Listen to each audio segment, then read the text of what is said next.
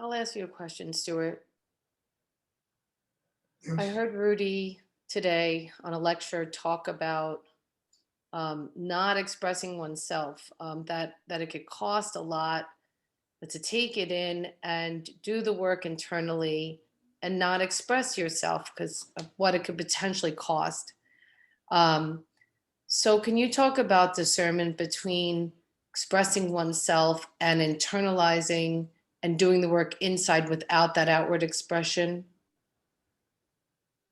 I know about this very well. I mean, look, uh, sometimes we have really deep, no, a lot of times we have really deep experiences in these meditation classes. And before we absorb them and really make them integral to our system inside, we begin to talk to other people about them and we drain our energy out of us, and we let go of the entire experience. So, what Rudy is talking about, and I often talk about this too, is the conservation of energy. When you have deep inner experiences, don't be so ready to spew them out. Don't be so ready to and absorb them. Let them become part of your inner life. Let them find an organic place inside you.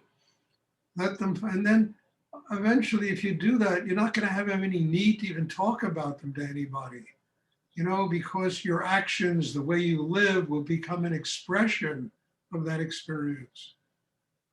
I mean, this happened to me very early on in Rudy's meditation practice, where I had an amazing meditation in his class.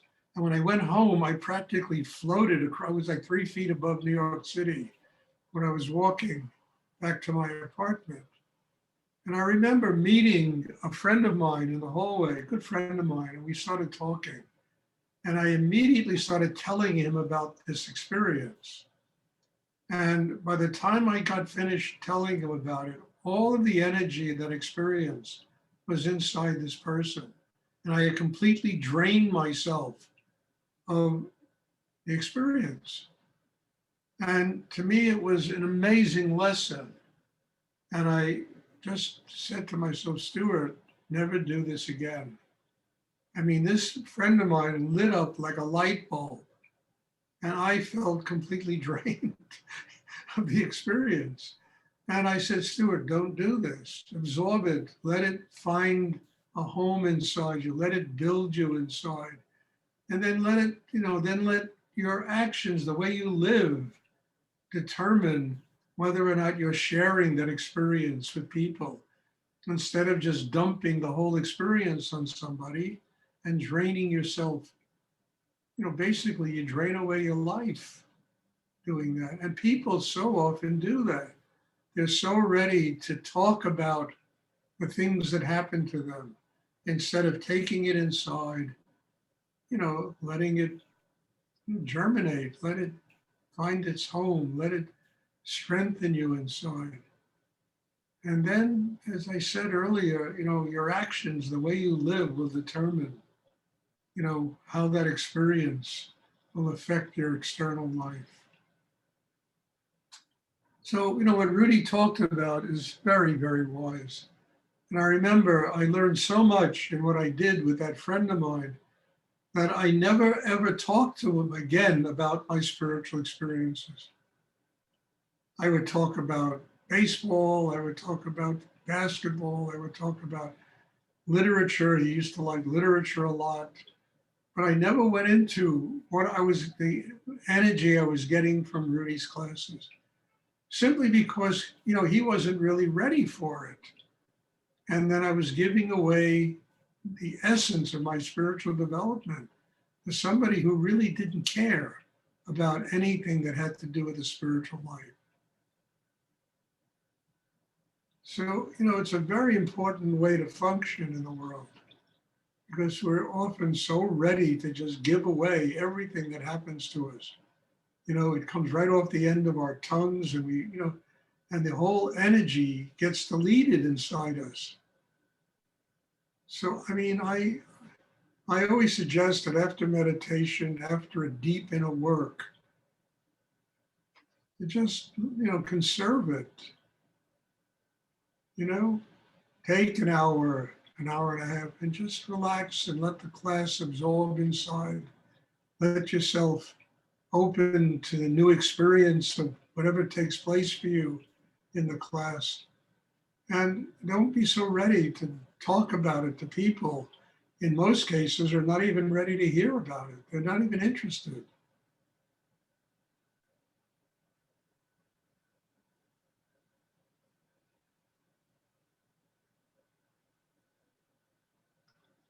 Does anyone else have a question they would like to ask? Stuart, Yes. did you ever speak about your experiences with Rudy? No. No. I just used to sit there and take energy. I wasn't interested in. I never really had a conversation with Rudy. I did, but not. I would, when I would go to his gallery, my purpose for being there was not to talk to him, not to discuss anything with him, but to simply sit there and take the Shakti. And when I learned that, I said, Stuart, just go and open, receive the Shakti. I mean, no matter what he did, this energy was floating off of him. It was coming out of him. And I wasn't going to allow myself not to receive it. And I never was interested in having some profound conversation with Rudy about my spiritual life. I really wasn't. It didn't matter. I used to ask little questions every now and then. Yeah, I did. But mostly I was there to take in the energy. I was there to receive the Shakti. I wasn't there to socialize with Rudy. Although I used to go out to a lot of restaurants with him and movies and parties and all kinds of places I used to go with him. But I never really socialized. I was grateful to be there, to spend time around a great master. And I wanted to just receive the energy, the Shakti, without getting into all kinds of conversations. I mean, I remember once I went to him and I told him about a great experience I had. And he was sitting there with a friend of his. And he just looked at me and he said, the schmuck thinks he's having a spiritual life. I'll never forget it. I said, oh God, Stuart, just shut your mouth and take in the energy, take in the Shakti. So yeah, I mean, look, I spent a lot of time around Rudy, a lot of time, probably more than a lot of people. And we, went to Chinatown. My God, almost every restaurant in Chinatown, like Chinese food, Rudy. We socialized, went to movies, we went to, all kinds of things, parties, but I wasn't there to socialize with him. I was there to listen to him. I was there to take in his wisdom. I was there not to have to prove how spiritual I am, but, the schmuck thinks he's having a spiritual life, I mean, I was there to listen, to take in the wisdom of a great master. That was my purpose for being around him. And I always was so grateful that I was capable of spending so much time around him.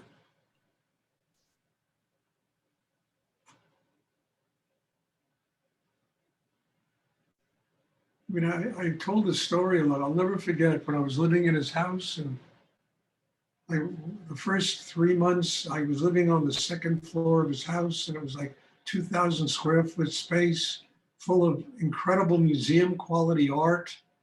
And I was living there by myself, and it was amazing, And then he started inviting all these people to come stay there. And before I knew it, there were 10, 15 people staying on the second floor of his apartment. I would get home at night, I didn't know where I was going to sleep.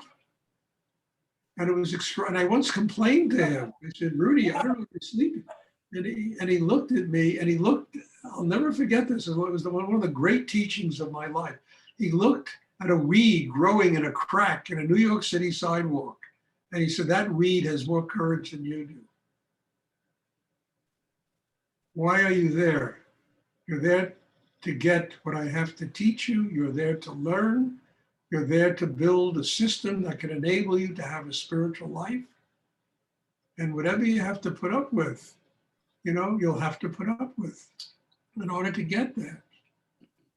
And it was wonderful because like 2-3 weeks later, he came up to me and he said, look, I go away a lot. I go to India, I go travel. And every time I leave, I want you to stay in my apartment. I mean, it broke my heart. It brought a tear to my eye, But I never said, Rudy, can I stay in your apartment while you're gone? Came up to me and he said, I know how hard this is. I want you to stay in my apartment when I leave. And he had a beautiful apartment upstairs, big, spacious, wonderful Chinese bed, one of these canopy beds, China. It was, it all works out. From not having the courage of a weed in New York City to Stuart, I would like you to stay in my apartment when I go.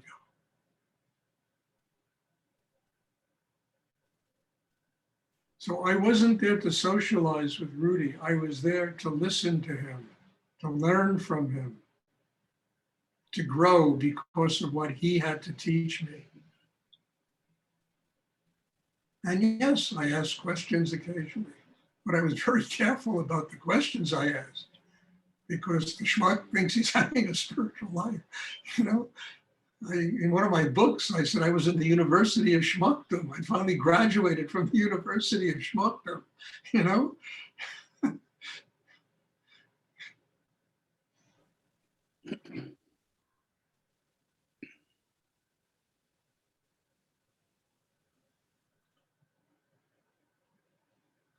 Does anyone else have a question they would like to? Yes, Stuart.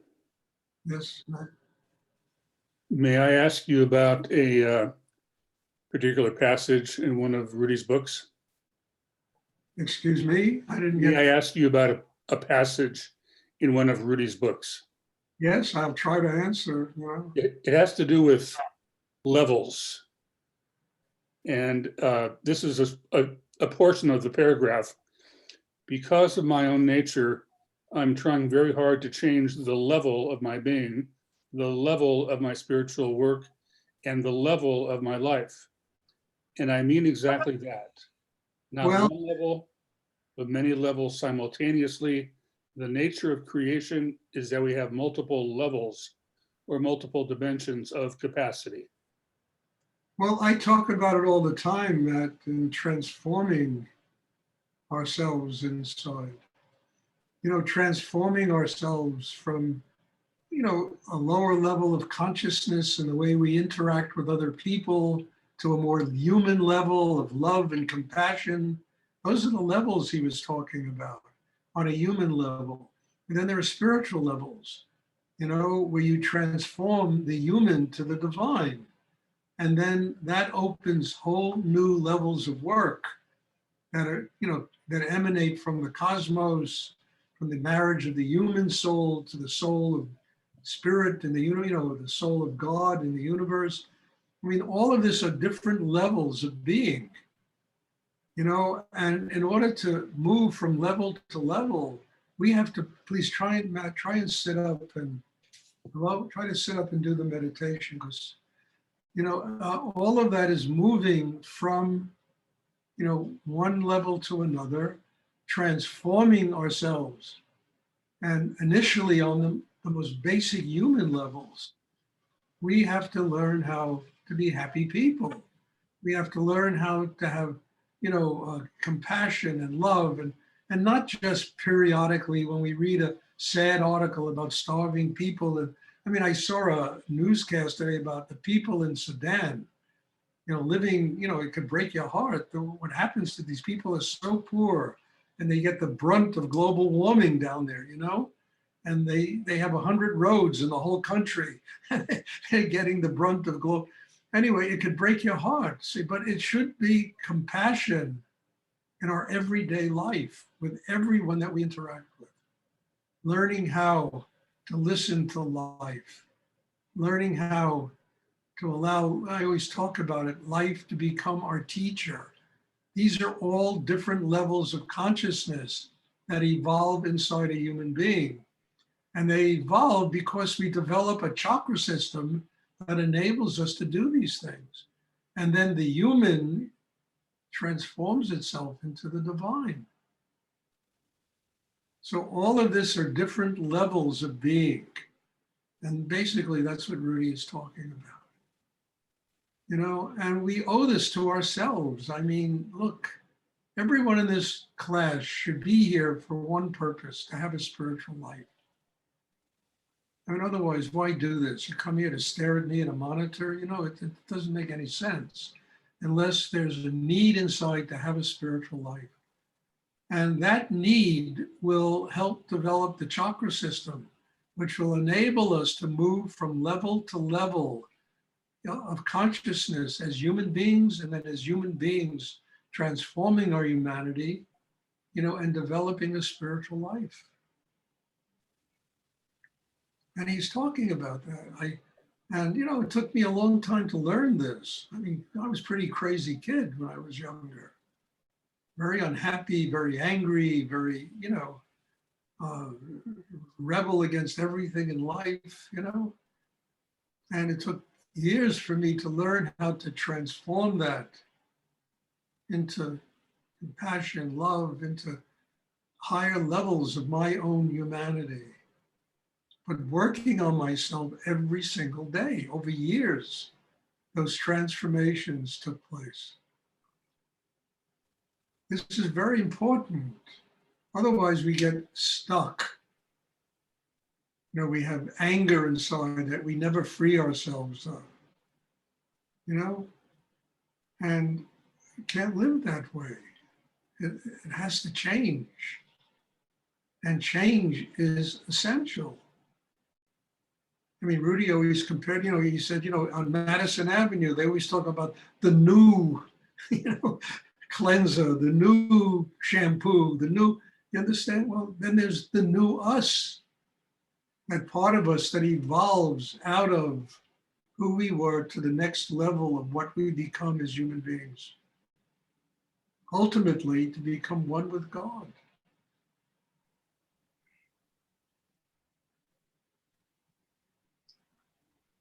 And this is one of the keys to Rudy's work, learning how to do this. And you don't learn it intellectually, you learn it by experience, you know? It becomes experiential. You know, working on the chakras transforms, you know, all the different areas that are connected with spirit into a higher level of consciousness. And then it becomes experiential, not something, well, I know this in my brain, but then I can't do it. Why can't I do it if I know this in my head, you know? It doesn't work that way. It works organically as an unfolding of consciousness in a human being.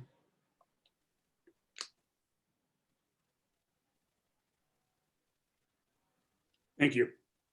You're welcome, Matt. Thanks for the question. Does anyone else have a question you would like to ask? I have a question, Stuart. Can you Yes. speak a little bit more about the chakra system?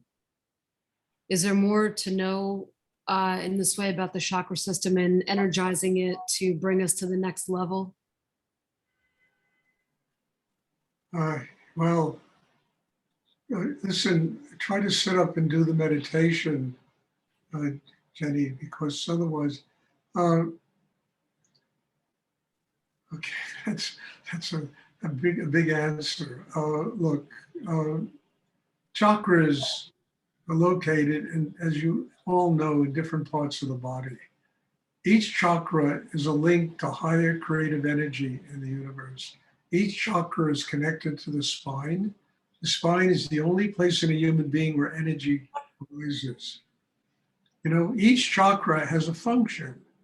You understand? The heart is the seat of love. The heart is the seat of joy.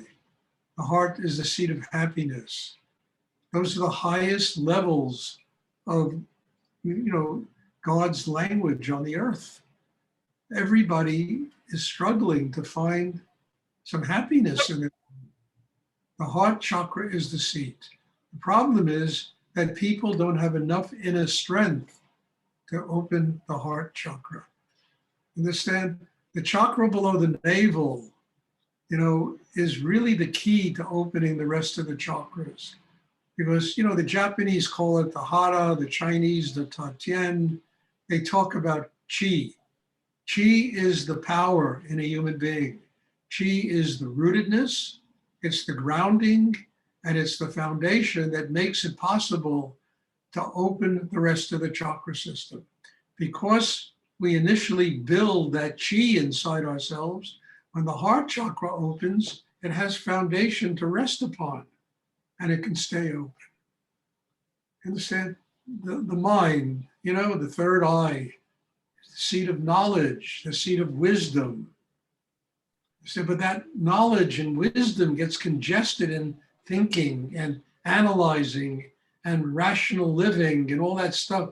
And the mind gets so full of all of that thinking and tension, there's no room for real knowledge to come, which is knowledge that comes from an infinite place in the universe.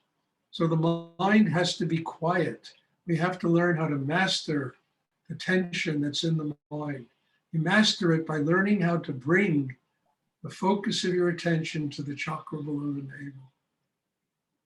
And once the mind gets quiet, we can receive real knowledge, real wisdom. We can learn how to distinguish between what's real in life and what's an illusion. We begin to see with an inner eye, the third eye, and that opens. It's like it just cuts right through the veil of illusion. And then we learn how to use everything in life, whatever happens to us in life, as an opportunity to grow, not as an opportunity to defeat ourselves. So all of these things, chakra, then you have the throat chakra, it's like the throat is the manifestation. When we talk, it's the manifestation of Om in the world. And our conversation is clear depending upon how developed the throat chakra is. Otherwise, people, when they communicate with each other, it's like static on a radio. You hear a fifth, a third of what somebody is really talking about, because there's so much tension inside them, and because the throat chakra is closed. So all of these chakras are part of two things: the development of our humanity and the development of a spiritual life. And then you have the sex chakra, which is the key to the transforming of the human to the spiritual. It's truly what Tantra is all about, transformation of the human to the divine. And in the sexual area, it's the first place where the yin, the yang, the male, female, the Shiva, Shakti, where that marriage takes place. And that marriage gives birth to the force of Kundalini. Kundalini is an energy at the base of the spine. And when Kundalini rises up the spine, it's the pathway to enlightenment. All of this works together. And a human being literally is a point in a triangle. And that point in the triangle is centered at the chakra right below the navel.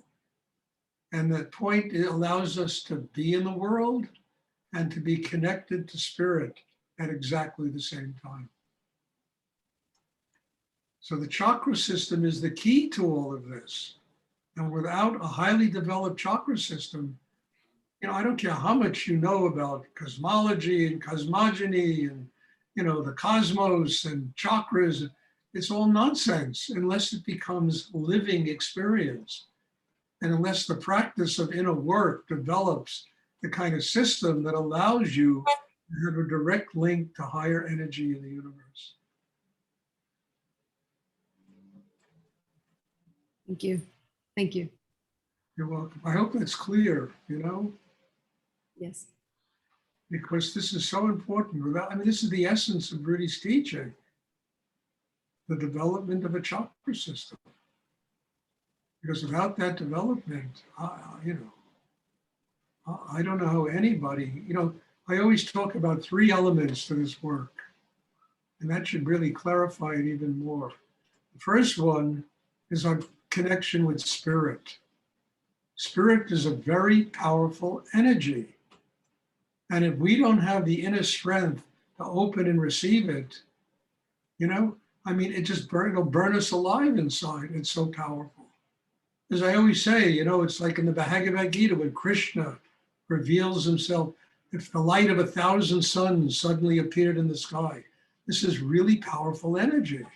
It's not some milquetoast kind of superficial sweetness that people substitute for a spiritual life.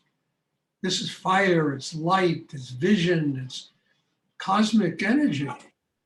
And we need to have a very incredible deep inner strength and able to receive that energy and transform it into love, into joy, into compassion, kindness.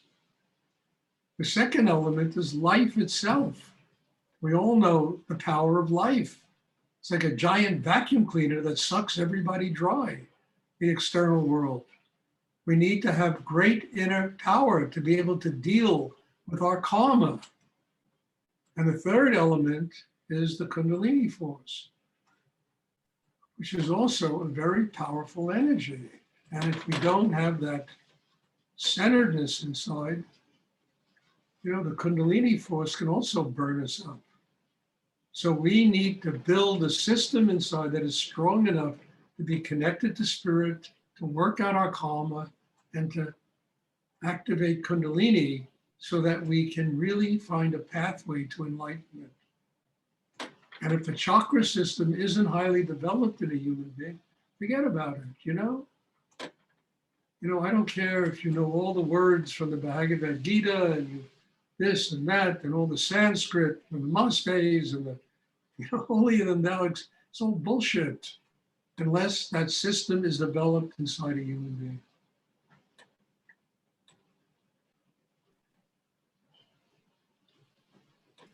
Thank you. Thank you. You're welcome. Does anyone else have a question they would like to ask? I know I repeat this a lot, but it should be repeated because we all have to continue to remind ourselves about the most basic things in doing meditation, because they're the things that really make us grow.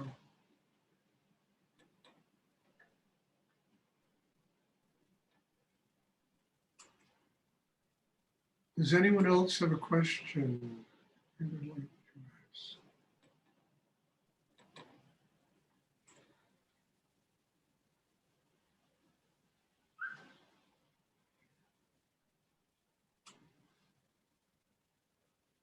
Okay, if there are no more questions, then there'll be a class on Wednesday, same time. And again, God bless you all. Thank you. I mean, these Zoom classes are like a miracle. And I am so grateful to be here, to be sharing my life with all of you, whatever I've learned with all of you. And I know the whole purpose of being here is to give it all away. And there's nothing that fills my heart more than seeing people that truly want to take it, that truly want to learn how to get enlightened, how to open to God, how to have a spiritual life. So God bless you all. Thank you. And I'm looking forward to seeing everybody on Wednesday. Thank you, Stuart. God bless you. Good night. Good night, Stuart. Thank you. Thank you. Have some chocolate. Chocolate. Yeah.